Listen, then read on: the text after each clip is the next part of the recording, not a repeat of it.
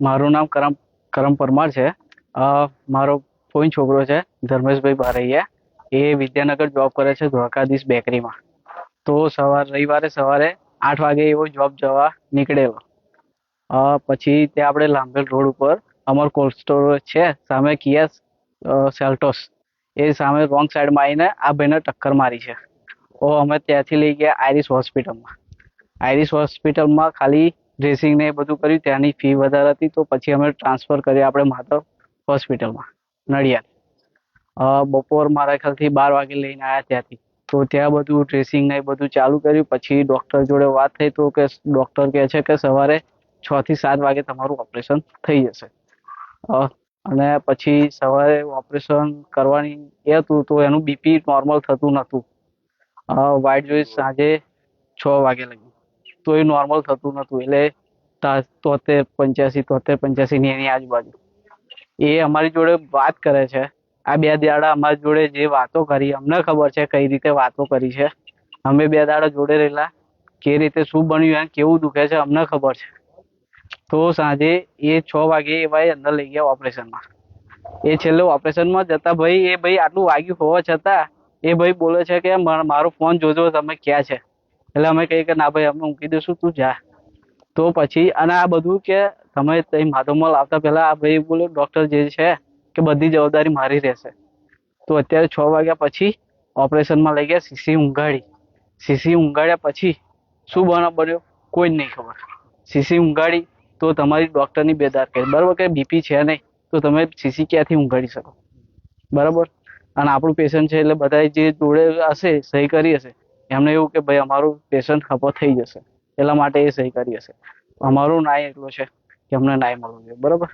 કે અમને સાચું તો એ નહીં કીધું કે 6 વાગે આ વસ્તુ બની છે 6 થી 7 કે ભાઈ છે નહીં. એને શ્વાસ લે સીસી ઊંઘાડ્યા પછી એને શ્વાસ લેવામાં તકલીફ પડી. તે ઘડી ઓફ થઈ ગયેલું એટલે આ બધા ઉપર એ કર્યું પ્રેશર કર્યું તો થોડુંક નોર્મલ બીપી થયું કે હાર્ટબીટ થોડી વધી. તમારી માંગ શું? અમને ન્યાય મળવો જોઈએ.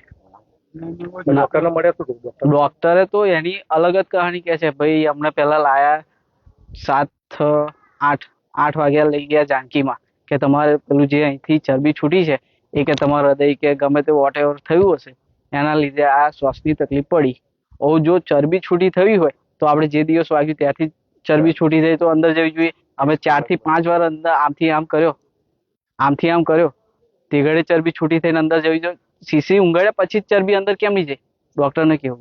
એટલે અમારી માંગ એવી છે કે તમે સીસી ઊંઘાડ્યા પછી ચરબી અંદર ક્યાંથી જાય. ચરબી જવી હોય તો ગમે ત્યાં જાય ને. ડોક્ટરો સામે શું થયું? કાર્યવાહી થઈ જઈએ. જો ત્યાંથી લઈ ગયા જાનકીમાં. જાનકી વાળાએ રિપોર્ટ આપણને ના કાઢી. માધવ વાળાએ રિપોર્ટ ના પાડી. આપણે આવું કયું પ્રથમની ઉપર છે એની ઉપર કયું છે ન્યૂ સ્માઇલ વાળું છે. એ રિપોર્ટ આલવાની ના પાડી અમે કે તમે બિલ ભરો પછી અમે તમને રિપોર્ટો આલીશું. તો આ કઈ રીતે અમારો તો રિપોર્ટ અમારો માણસ ગયો અમારો છોકરો ગયો તો આ લોકો ઉપરથી એમના પૈસા હાથર દબાવે આ રીતે કે તમે રિપોર્ટ આલો અમે પૈસા લઈ જાઓ. પૈસા ભરો ને રિપોર્ટ લઈ જાઓ. પોલીસને જાણ ના કરી? જાણ અમે કાલની કરી છે. અમે ધક્કા એ જ ખાઈએ છે.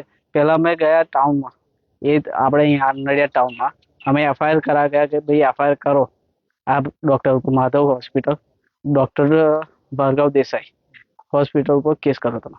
તો કે ના કે તમારો કેસ જશે આણંદ ટાઉનમાં કે એક્સિડન્ટ ત્યાં થયો છે. એટલે અમારો કેસ લીધો ના. એટલે અમે ત્યાંથી પાછા આવ્યા. અને પછી અહીંથી અમને બોડી જ્યારે સાહેબ આવ્યા હતા બોડી આપવાની થઈ તે ઘડે થોડી એ થયેલી કે તમે બિલ ભરીને લઈ જાઓ બોડી તેવા નામે નહીં આવે તો સાહેબ જે 12-13 હજાર રૂપિયા જે હોય આપણને.